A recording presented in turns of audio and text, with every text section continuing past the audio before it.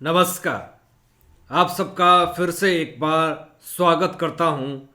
अभी दोस्तों, महाराष्ट्र के पूर्व मुख्यमंत्री उद्धव ठाकरे के ऊपर जो आलोचना करी है केंद्रीय मंत्री नारायण राणे जी ने, और नारायण राणे जी ने ऐसी ऐसी बात कही है जिससे कहीं ना कहीं उद्धव ठाकरे की समस्याएं बढ़ गई है। आपको पूरा विषय बताते हैं कि आखिर उद्धव ठाकरे ने क्यों केंद्रीय मंत्री नारायण राणे पे आलोचना करी और नारायण राणे ने क्यों उद्धव ठाकरे की आलोचना करी। हालांकि आलोचना का तो सिलसिला चल ही रहा है, लेकिन ये पूरा विवाद अपने आप में बहुत बड़ा तूल पकड़ता हुआ दिख रहा है।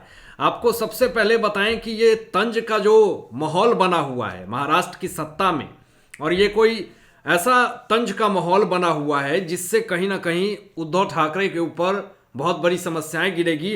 और बहुत सारे विपक्षी दलों का भी ये कहना है दोस्तों कि अभी भारत जोड़ो यात्रा में जो राहुल गांधी जो मोर्चा चला रहे हैं महाराष्ट्र तक पहुंच चुके हैं और नांदेड़ जैसी जगहों पे पहुंच चुके हैं, कोल्हापुर पहुंच चुके हैं। इन तमाम जगहों पे पहुंचने के बाद पूरा महाराष्ट्र में जो सियासत घमासान मचा हुआ है और कहा गया है कि इंसान को एक बार धोखा मिले तो दोबारा कोशिश नहीं करता है उस गली में जाने के लिए, लेकिन उद्धव ठाकरे उसी गली में दोबारा जाते हैं।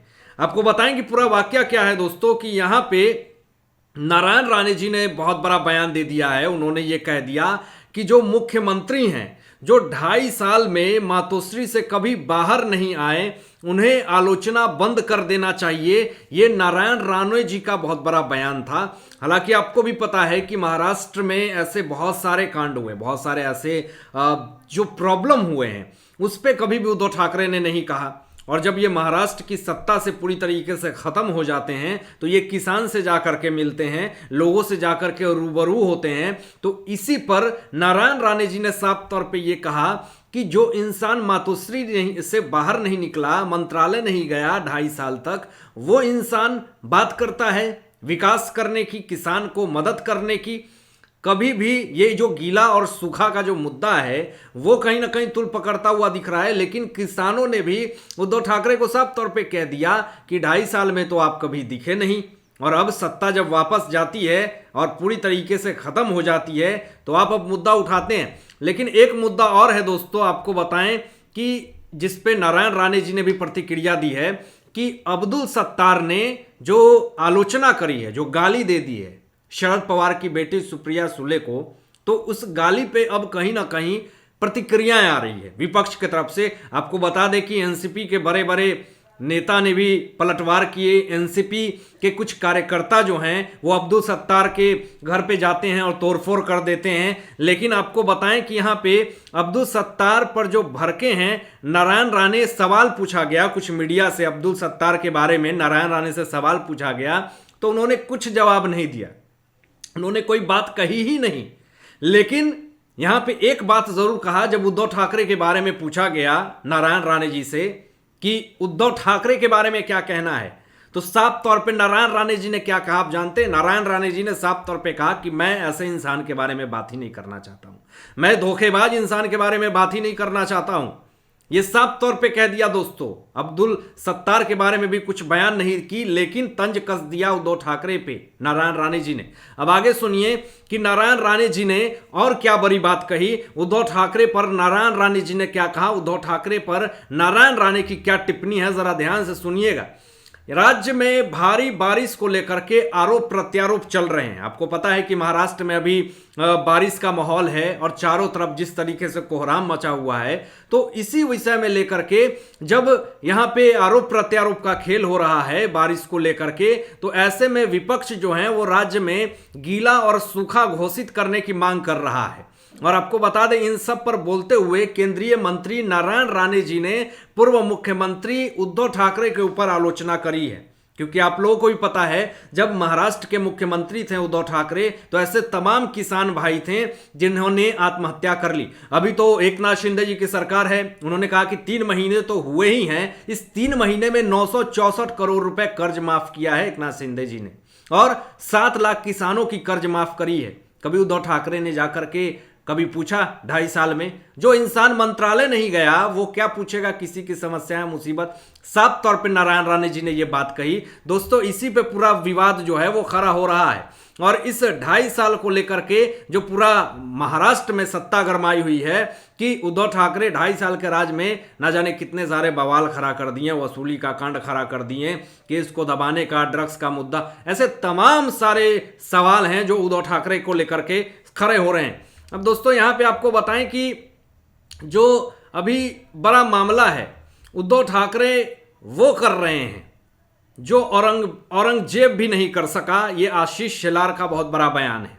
तो उद्धव ठाकरे ने ऐसा क्या कर दिया जो कि औरंगजेब भी नहीं कर सका?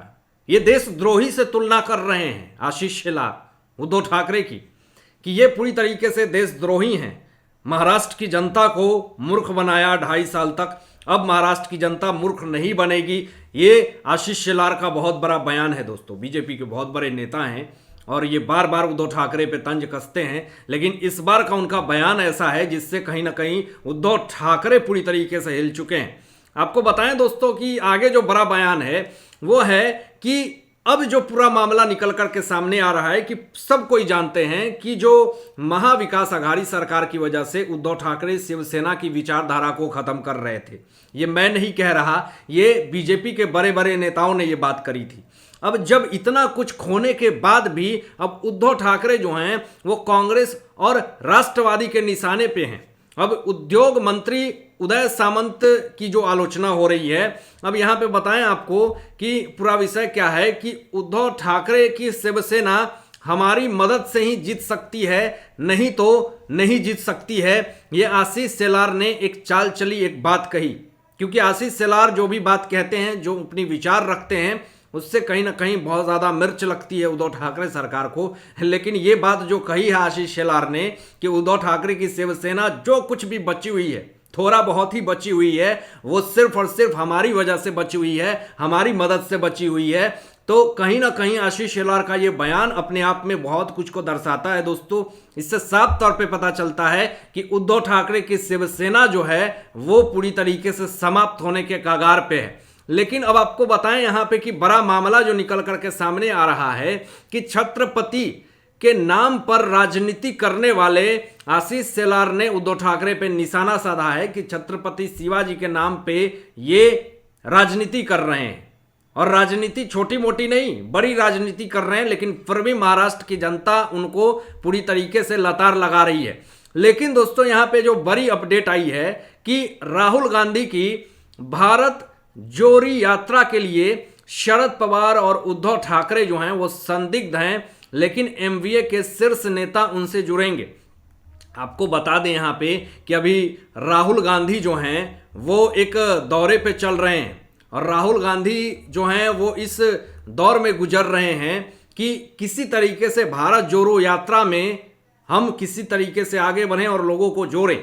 लेकिन अब विपक्ष के लोग ये कह रहे हैं कि उद्धव ठाकरे एनसीपी और कांग्रेस की वजह से पूरी बर्बाद हो गए, लेकिन फिर भी वो कांग्रेस की मदद कर रहे हैं, फिर भी भारत जोड़ो यात्रा में जाकर के शामिल होना चाहते हैं।